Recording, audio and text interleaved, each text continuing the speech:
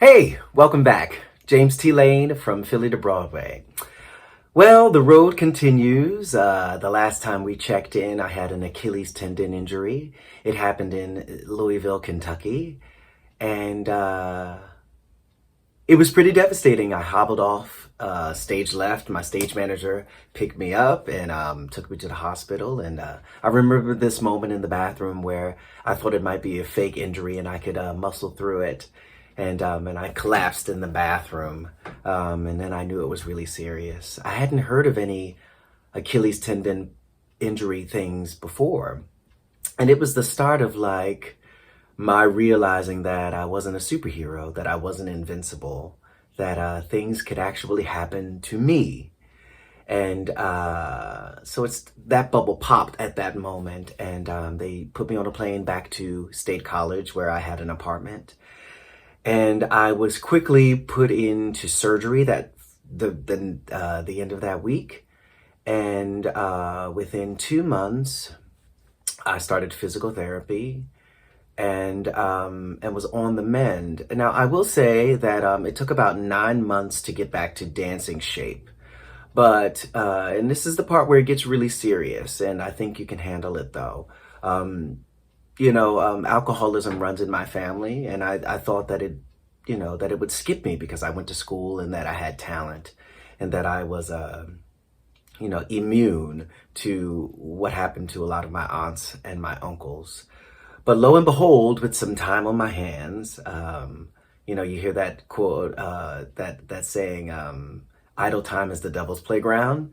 Well, it definitely manifested in me. I started drinking and using, and before I knew it, I had a full-blown addiction. So in getting back in shape to go back out on tour for Fame the Musical, I now had a full-blown drug and alcohol problem that I was dealing with. And I was able to mask it because I had a job. I was able to mask it because I was able to kind of still dance effectively. But by the end of that tour, I had ruined the relationships with my cast and crew and with management by not showing up to calls, showing up late, missing shows altogether, a terrible work ethic, and because I was staying up all night and I would sleep past call times, and all of the money was going to feed that alcoholism, to feed that addiction. By the end of that tour, they were shooing me out the door. This was once a coveted role, and people were championing me to get the role, to take over the role, and now they were shooing me out the door. And so for the next 3.5 years were just me trying to maintain some semblance of sanity while I was fighting an addiction. And I moved to New York City at September 11th with a full-blown, addiction riding me. And when I moved to New York City, I got 2 major jobs in The Lion King and Cinderella starring Eartha Kitt. And I got fired from The Lion King, and I just disappeared from Cinderella with Eartha Kitt. What an opportunity to work with a legend, Eartha Kitt, and wasn't present enough in mind to experience all that she had to offer. But it was absolutely devastating, and I was the last person to know that it was absolutely devastating.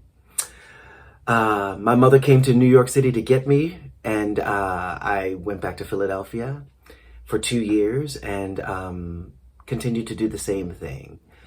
And a few things happened, but the last thing that happened was I could always sing and dance and act.